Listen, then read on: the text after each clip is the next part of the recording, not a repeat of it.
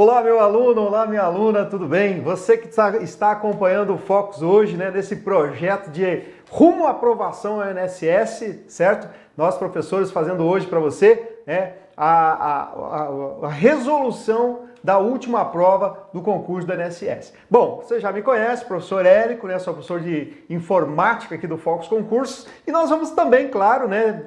O evento hoje é isso, resolver a última prova do INSS. Então nós vamos resolver a disciplina de informática, as questões que vieram na prova a respeito de informática. Mas antes deixa eu dar algumas dicas para vocês aqui a respeito, né, dessa disciplina que com certeza vai ter na próxima prova, isso não tenha dúvida, não importa a banca. A última banca foi o CESP, né, do concurso do INSS. Vai ser o CESP de novo? Não sabemos, a probabilidade é muito grande. Mas sendo o CESP, sendo qualquer outra banca, FCC, FUNRIO, não importa a banca, que vai ter informática, isso é certo. Porque hoje, não só o INSS, mas qualquer órgão público, as empresas privadas também, mas o INSS está muito forte nessa questão de informatização, né? Há poucos dias, inclusive, eu precisei resolver um problema numa agência do INSS aqui em Cascavel, e aí você agenda online, chega lá com o seu horáriozinho agendado, né? Tudo pela internet, faz seu cadastro, recebe um login, uma senha, acompanha o seu processo, a documentação que você tem que levar lá, tudo digitalizado. Você pode digitalizar em casa ou lá na própria agência eles digitalizam rapidamente. Então veja que o INSS está todo informatizado. Isso é muito bom para quem trabalha lá, né? Para o arquivamento das documentação, para o acesso à documentação, para o usuário, né? Que não precisa enfrentar filas gigantescas, chega lá com tudo prontinho, acompanha o processo da sua casa. Então isso ficou muito bom. Sem contar que, né, a gente já tem acompanhado aí pelas redes sociais, pela mídia de comunicação, que o governo federal quer fazer uma limpa no INSS, né? Quer fazer um pente fino em tudo que há de errado lá em relação a aposentadorias e pensões. E a gente sabe que tem muita coisa com problema aí no INSS relativo a recebimento de pensões e aposentadorias, né? Tanto quanto com o valor, quanto pessoas que não deveriam estar recebendo e estão recebendo, né? Aposentadorias por problemas físicos que a pessoa nem tem mais esse problema. Então tem uma série de coisas lá dentro que o governo está fazendo um pente fino para resolver isso, para tentar resolver um pouco, né, o rombo aí da nossa Previdência. E para isso precisa de pessoal, né? Não vai tá informatizado, mas a máquina não faz tudo sozinha. A máquina precisa de alguém para operá-la, né? Então você que está se preparando para o INSS, saiba que informática vai vir e vai vir pesada. Principalmente se for banca CESP, né? Exemplo aí, nós tivemos a prova da Polícia Federal, a prova da Polícia Rodoviária Federal, né, e outras provas aí de carreiras administrativas, dos tribunais aí pelo Brasil todo. As provas de informática, as questões de informática têm vindo de médio para difíceis, tá? Em relação ao último concurso, as questões não foram tão difíceis assim, né? Ou melhor dizendo, você que está estudando já não acha mais as questões difíceis. Lá na época poderia até ter sido para alguns, né? Mas hoje você que está aí ralando, que está acompanhando nossas aulas, já não acha tão difícil assim. Mas a gente vai resolver as questões e vamos comentar um pouco sobre elas, né? E o que você pode fazer para a próxima prova, para que quando chegar você quebre tudo, acerte todas as questões. E detalhe, né, pessoal? A disciplina de informática é aquele tipo de disciplina na prova que se você gabarita, você coloca o teu nome lá no topo, tá? A maioria dos concurseiros menospreza essa disciplina, outros acham que sabem, né? Só porque trabalham o dia todo lá no computador, mas não é bem assim que funciona, certo? Então se você gabaritar informática, você tenha certeza que o seu nome vai aparecer lá no topo, na lista dos classificados, ok? Então vamos ver as questões. Primeira delas diz o seguinte, ó. A infecção de um computador por vírus enviado via correio eletrônico pode se dar quando se abre o arquivo infectado que porventura esteja anexado à mensagem eletrônica recebida. Então veja só, ele está falando de correio eletrônico e está falando de mensagem recebida. O que acontece aqui com o vírus de computador, né? O vírus, a gente sabe, né? Você que acompanha minhas aulas, você que acompanha as aulas do Focus, né? Que um vírus ele precisa de duas coisas, né? Duas características, melhor dizendo, que fazem parte, né, do vírus. Primeiro, ele precisa ser executado. Então a maioria dos vírus tem a extensão .exe. É só essa extensão que existe? Claro que não, mas essa é a principal que vem cobrada aí na maioria das provas de concurso público. Bom, o que mais? Um vírus, ele precisa obrigatoriamente vir anexado a um arquivo, né? Que arquivo? Pode ser um documento do Word, um arquivo do Excel e assim por diante. Então, ele obrigatoriamente, o vírus, ele precisa dessas duas características, né? Então, se na questão disser que ele não está anexado no arquivo, então não é vírus. Pode ser, por exemplo, um worm, ok?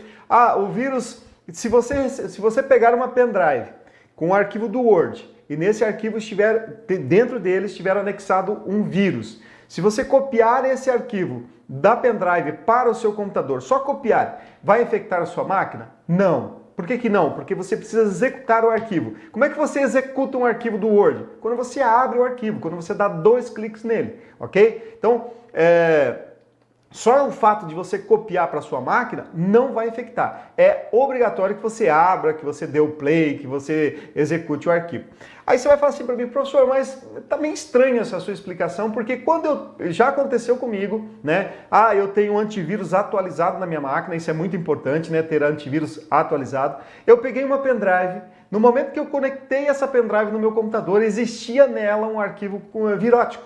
Certo? E automaticamente, quando eu coloquei a pendrive no meu computador, já apareceu uma tela para mim lá, dizendo que tinha um arquivo infectado na pendrive. É isso mesmo, é assim mesmo que acontece. Mas isso é a ação de quem? Do antivírus, certo? Então o antivírus ele já está configurado de uma maneira que quando você colocar qualquer outro dispositivo no seu computador, pendrive, HD e assim por diante, o que vai acontecer? Automaticamente ele já faz a varredura naquela pendrive e já identifica que tem um arquivo com vírus, mesmo antes de você copiar para sua máquina. Tá? Então isso é a ação do antivírus. Agora, eu tirei o antivírus, não tenho antivírus nenhum na minha máquina, coloquei a pendrive, não vai acontecer nada, não tem antivírus. Peguei aquele arquivo e copiei para o meu computador, não vai acontecer nada. Por quê? Porque eu não abri o arquivo. Tá? Então é importante que a gente entenda isso, que é para o examinador não te enganar na sua prova. Vou voltando para a questão agora. Ela diz o seguinte, a infecção de um computador por um vírus enviado por correio eletrônico pode se dar quando se abre o arquivo infectado que porventura esteja anexado à mensagem. Certo. Quando você abre o arquivo, você está executando o arquivo. Para abrir o arquivo, você tem que fazer o quê? Dar 2 cliques nele, ok? Então, questão correta, a primeira questão aqui. Muito bem. A segunda questão diz o seguinte, a próxima. Na internet, os endereços IP, Internet Protocol, constituem recursos que podem ser utilizados para identificação de microcomputadores que acessam a rede. Muito bem, questão certa, né? Então vamos explicar aqui melhor essa questão. O que é o IP? O IP, nós temos 2 tipos de IP primeiro, né? A categoria IPv4, que são números decimais, né? 4 octetos, e o IPv6, números hexadecimais. Nas provas vão cobrar IPv4, né? Isso é certo. Então o que é o IPv4? O IPv4 é isso aqui, por exemplo, 192.168.0.10. Então perceba que aqui a gente tem 4 grupos. 1, 2, 3, 4, separado por pontos. Esses grupos são chamados de octetos, né? Octetos. Cada octeto desse aqui ele tem 8 bits, ok? 8 bits. Se são 4 octetos, então o IPv4 ele tem uma quantidade de 32 bits. Ok? A quantidade de 32 porque 8 bits por octeto. Ok? Os números IPs eles vão de 0 a 255, certo? Sendo que o 0 e o 255 são números reservados. Então, para host, eu posso utilizar apenas do 1 ao 254. O que é um host? Host é todo equipamento, dispositivo ou periférico conectado numa rede de computador, certo? Seja ele rede local, rede metropolitana, rede mundial de computadores. E o número do host é esse último número aqui, ó. Então quer dizer, o que eu acabei de afirmar é o seguinte, ó, que esse último número, ele pode ir de 1 a 254. Então você não vai ter isso aqui, ó, 92680.0, ou você não vai ter o 92680.255, tá? Por quê? Porque o número IP, esses números são reservados, ok? Agora, eu posso sim ter aqui, ó, 255.168.0.10. Né? Por quê? Porque esses números aqui não são os números de host, números de rede, ok? Então, tranquilo. Muito bem. aí o que acontece? Olha o que eu acabei de falar para vocês, que o que é um host? Um host é um equipamento, um dispositivo ou um periférico conectado a uma rede de computadores e que obrigatoriamente tem que ter um número IP, ok? Então, todo equipamento, né, ele precisa que esteja conectado numa rede, ele precisa ter um número IP. Então, esse número IP é um identificador desses microcomputadores. Ok? Os números IPs, eles podem ser colocados nos equipamentos dinamicamente ou estaticamente, certo? Estaticamente é aquela situação em que o usuário coloca o número IP na máquina e aí quando você desliga o computador ou liga o seu computador, esse número IP não muda. Ele só vai mudar quando você for lá e manualmente mudar esse número. O número dinâmico é aquele número que quando você liga o seu computador ou desliga e reinicializa ele, ele obrigatoriamente vai ter que ter um número IP. Se você, usuário, não colocou o número IP, alguém tem que colocar para você. E quem vai fazer isso? Quem vai fazer isso é um protocolo chamado DHCP. Tá? Então, como todo equipamento conectado numa rede obrigatoriamente tem que ter um número IP, então ou ele é colocado estaticamente, que é o usuário que coloca, ou dinamicamente. Dinamicamente, quem coloca é o DHCP. Tá? Cada vez que você liga o seu computador, o DHCP atribui um número IP diferente. Ah, professor, mas pode acontecer do DHCP repetir um número? Claro que pode. A combinação de números é muito grande, mas que pode repetir sem problema nenhum, ok? Então, quando você... Vamos pensar o seguinte, ó, só para a gente entender bem essa questão aqui. Você está numa rede de computadores, tem um servidor, certo? O servidor tem número IP fixo, estático. Todas as outras máquinas são números dinâmicos. É o que acontece na sua casa, você não coloca número IP no seu computador. Então, o que acontece? Ligou o computador de 1 a 9 estão ligados. Quando o usuário do computador 10 ligar a máquina, o que o DHCP vai fazer? Ele vai olhar a faixa IP daquela rede e vai atribuir um número IP para a máquina de número 10 que não seja das outras máquinas, certo? Porque senão vai dar conflito de IP, ok? Então é isso que acontece. Quando o DHCP liga, ele procura um número IP que não está sendo utilizado naquela faixa e atribui para aquela máquina. Ok? Então é assim que funciona, questão correta. Próxima questão diz o seguinte, ó. Em um texto ou imagem contido em um slide que esteja em edição num programa LibreOffice Impress, é possível, por meio da opção Hiperlink, criar um link que permita acesso a uma página web. Muito bem, olha só, questão certa também, né? Já vamos explicar aqui e vou mostrar para vocês. Mas antes de explicar a questão, eu preciso dizer uma coisa importantíssima para você, concurseiro, que vai ou não vai fazer a prova do INSS, não importa. Né? Você que está assistindo o nosso evento hoje, nós estamos fazendo um evento direcionado a quem vai fazer a prova do INSS. Mas esses assuntos aqui, que eu estou falando, esses tópicos, caem na maioria dos concursos públicos, tá? Então, detalhe, você precisa instalar o LibreOffice no seu computador, tá? Grave isso que eu estou te falando, não esqueça disso. Não deixe para instalar lá quando sair o edital. Então, você tem que instalar o LibreOffice. E legal, né? Só que algumas vezes eu falo com meus alunos, falo assim, você instalou o LibreOffice na sua máquina?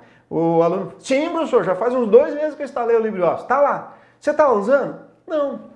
Aí não adianta, tá? Instalar por instalar não vai fazer diferença nenhuma. Então o que tem que acontecer? Você tem que colocar o LibreOffice na sua máquina, instalar ele, fazer o seu cronograma de estudos, tá? E colocar lá no seu cronograma um dia que você vai usar o Writer, um dia que você vai usar o Calc, um dia que você vai usar o Impress, tá? Treinar principalmente as teclas de atalho, porque no LibreOffice as teclas de atalho estão em inglês, né? E aí o examinador gosta muito de confundir você com o Microsoft Office, que lá a maioria está em português. Vou dar um exemplo, né? No LibreOffice, Ctrl N, aliás, para colocar em negrito, melhor dizendo, no LibreOffice, para colocar Writer, por exemplo, para colocar em negrito, Ctrl B, de bold.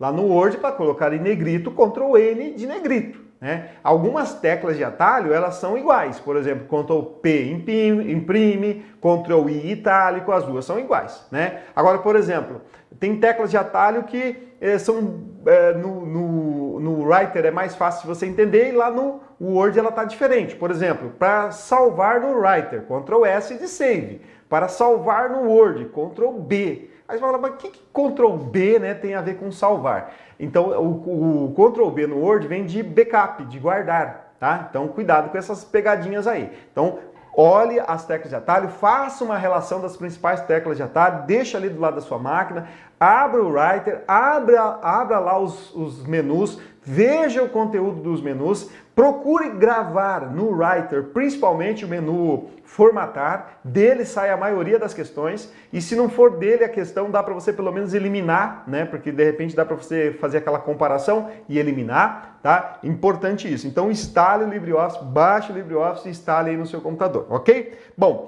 essa questão aqui fala de hiperlink, né? Então, olha só. Aqui eu abri o Impress, certo? Só que eu fiz um print aqui para vocês. E aqui eu estou no menu Inserir, né? E veja só, no menu Inserir eu tenho uma opção Hiperlink. Olha que bacana, já traz para mim aqui ó, a tecla de atalho. Então você já guarda essa tecla de atalho aí, Ctrl K de Hiperlink, certo? Quando eu clico aqui no Hiperlink ou dou um Ctrl K, vai me abrir essa outra interface aqui do lado, né? E aqui ó, eu posso colocar, por exemplo, ó, um Hiperlink para a internet. Para a internet eu posso colocar o web, né? Web, o que eu posso colocar aqui? Eu posso, por exemplo, colocar aqui, ó, www.focusconcursos.com.br, certo? Então, quando eu clicar lá na imagem ou no texto que tem esse hiperlink, ele vai direcionar para o site do Focus Concurso. Mas eu posso também colocar aqui FTP, né? FTP você sabe que era para transferência de arquivos. Então, eu preciso transferir um arquivo da internet, coloco um hiperlink aqui no meu Impress. Quando eu clicar, ele vai direcionar para fazer o download desse arquivo. Mas não é só isso, ó. Eu posso colocar um hiperlink para um e-mail, para um documento ou para um novo documento. Tá? Então você tem que guardar isso, que o hiperlink, a maioria das pessoas acha que hiperlink é só para a página web. Não, link quer dizer ligação, né? Por exemplo, um atalho, ele faz um link para um programa que esteja instalado no computador. Aqui a gente fala hiperlink porque normalmente é para a internet, né? Mas pode ser aqui um link para um e-mail, para um documento que esteja no próprio computador, tá? Então, por exemplo, eu posso colocar aqui no Impress um hiperlink para um documento do Writer que esteja aqui na máquina, ok? Então, guarde bem isso, ó. Menu Inserir, Ctrl K ou hiperlink vai abrir para mim essa tela aqui. Muito bem.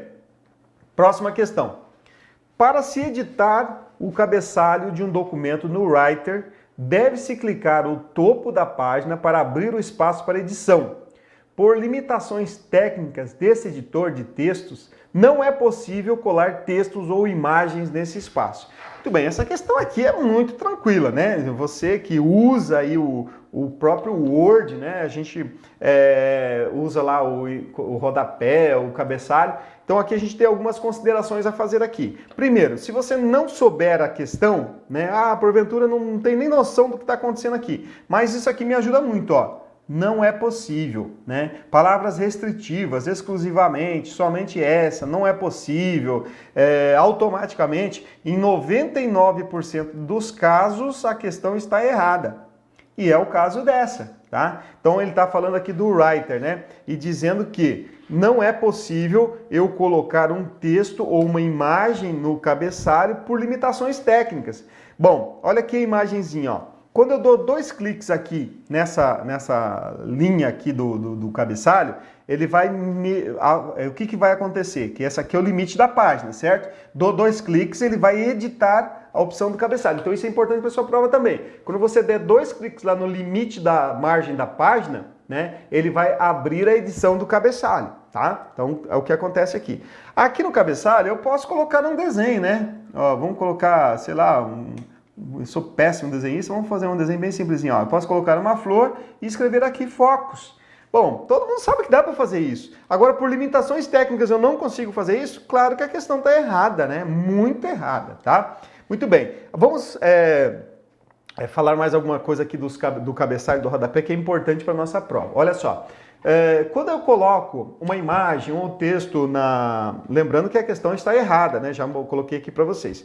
Quando eu coloco um cabeçalho ou um rodapé num texto, vamos falar do Writer, né? Eu tenho 10 páginas, eu coloquei um cabeçalho lá na primeira página, ele vai se repetir para as 10, automaticamente, tá? Coloquei um rodapé, ele vai se repetir para as 10, ok? Muito bem. Agora, o que acontece? Eu posso colocar cabeçalhos diferentes nas páginas? Posso, mas para isso eu tenho que configurar antes. Se eu colocar o cabeçalho, ele já se repete. Tá? E o que eu coloco no cabeçalho não se repete no rodapé, a não ser que eu copie e cole para o rodapé. Cuidado com isso também, os caras tentam enganar às vezes a gente, tá? Então o que acontece, ó? Se eu tenho 10 páginas, certo? Vamos colocar aqui, ó. Vou colocar aqui só 5 aqui para dar para mim explicar. Então, eu tenho aqui 5 páginas. Na página de número 1 e na página de número 2, eu quero colocar um cabeçalho, certo? Aqui eu quero colocar outro. E nas outras páginas eu quero repetir o que estava lá na 1 e na 2. Né? 1, 2, 3, 4, 5. Certo? O que eu preciso fazer antes de começar o meu documento para que isso aconteça? Eu tenho que colocar uma quebra de seção aqui, ó, tá? Então eu coloco uma quebra de seção, aqui eu tenho uma configuração, aqui eu tenho outra configuração e aqui eu tenho outra configuração, ok? Então, quebra de seção faz isso. Outra coisa que quebra de seção faz, eu tenho aqui páginas em retrato e aqui no meio eu quero colocar uma em paisagem. É possível fazer isso? É, tá? Então por quê? Porque eu posso colocar uma quebra de seção aqui e colocar páginas em retrato, páginas em paisagem misturada. Mas isso tudo eu tenho que fazer antes, tá? Porque, como eu acabei de falar, se eu incluir o cabeçalho, ele já vai se repetir. A mesma coisa acontece no rodapé, ok? Outra coisa importante, já vi provas cobrarem que quando eu colocar numeração, né, lá no cabeçalho, por exemplo, obrigatoriamente tem que ficar à direita. Não, eu posso colocar, tem as várias configurações, a direita, a esquerda, centralizado, não importa. Outra coisa, se eu começar a numerar minhas páginas a partir da página número 2, ele obrigatoriamente vai começar no número 2. Não, eu posso, a partir da página 2, começar no número 1. Tá? Posso colocar só páginas ímpares, só páginas pares numeradas e a localização da numeração, tanto no cabeçalho quanto no rodapé, pode ser à direita, à esquerda, não tem problema. Tá? Então cuidado aí quando cair essa questão de cabeçalho e rodapé, para não cair nessas pegadinhas simples aqui. Tá? Próxima questão, e a última que veio na nossa prova, né? Diz assim, ó, a ferramenta OneDrive do Windows 10 é destinada à navegação em páginas web por meio de o browser interativo. Tá? Então, a ferramenta OneDrive do Windows 10 é destinada à navegação em páginas web por meio de um browser interativo. Errado, tá? Então vamos entender isso aqui, ó. O que é o OneDrive? O OneDrive é o Cloud Storage da Microsoft, né? Então, por exemplo, Google Drive, Microsoft, OneDrive. Então, quando você instala o Windows 10, no início da instalação, ele pede para você criar uma conta na Microsoft.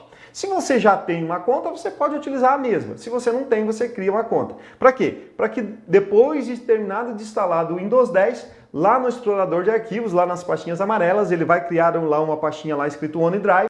E aí, como você tem a senha, você pode jogar arquivos dentro dessa pastinha. Com acesso à internet, ele faz a sincronização. Todos esses arquivos ficarão guardados lá no Cloud Storage da Microsoft, ok? Quando ele diz que o OneDrive é um browser interativo, está totalmente errado, porque o OneDrive não é browser. O que é um browser? Browser é um navegador, né?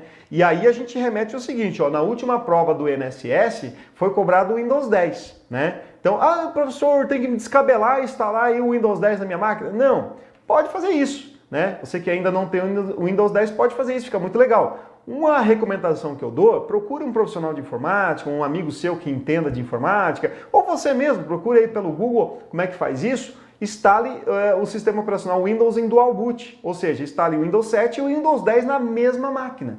E aí você pode utilizar os dois individualmente, né? Não ao mesmo tempo, né? Ou um ou outro, tá? Então procure um amigo seu que saiba fazer isso, tá? E instale em Dual Boot. Não podendo fazer isso, não tem problema. Por quê? Na minha aula eu disponibilizo várias telas, né? As principais que podem ser cobradas aí na sua prova, para que você baixe aí no formato PDF e aí você não precisa instalar o Windows 10 na sua máquina. Fala, professor, eu não quero instalar, eu gosto do 7, já tentei usar o 10 e não gostei. Então não tem problema, porque nas nossas aulas a gente disponibiliza os prints das telas, ok? E aí um detalhe importante, né? O browser que ele fala aqui, o browser padrão nativo do Windows 10 é o Edge, tá? Aí o Internet Explorer. O Internet Explorer continua lá no Windows 10. Se você precisar usar ele, quiser usar ele, está lá no Windows 10. Ele vem instalado. Só que o padrão do Windows 10 é o Edge. E uma grande confusão que os concurseiros fazem, alguns usuários fazem, que o Edge é uma atualização do Internet Explorer. Não, não é, certo? O Edge é um novo navegador. Eu tenho lá o Internet Explorer, parou-se de atualizar ele, criou-se o Edge. Daqui a uns tempos ninguém mais vai estar usando o Internet Explorer. Pouca gente já usa, né? Mas daqui a uns dias, até porque o Edge é muito top, tem muitos recursos novos, muito bacana aí para o pessoal que gosta de usar. Principalmente usar com tela touchscreen é muito legal, ok? Então o Edge não é uma atualização do Internet Explorer. Bom, e aí eu falei do Internet Explorer que vai ser daqui a uns tempos vão parar de usar e tudo mais, só que tem um detalhe aqui muito importante, né, pessoal? Agora há pouco eu falei para vocês, numa questão anterior, que você tem que baixar o LibreOffice na sua casa e utilizar o LibreOffice, né? Tem gente que odeia usar o Writer, o Calc, mas tem que usar. A mesma coisa aqui com os navegadores. Você vai fazer a prova do INSS ou qualquer outro concurso, você tem que botar no seu cronograma o seguinte: um dia você vai usar o Firefox, outro dia você vai usar o Google Chrome, no outro dia você vai usar o Internet Explorer, gostando ou não, tá? Tem que utilizar, por quê? Porque vai cair questão na sua prova, né? Aí na sua prova você vai falar assim: não vou responder essa questão porque eu não utilizo e não gosto do Internet Explorer.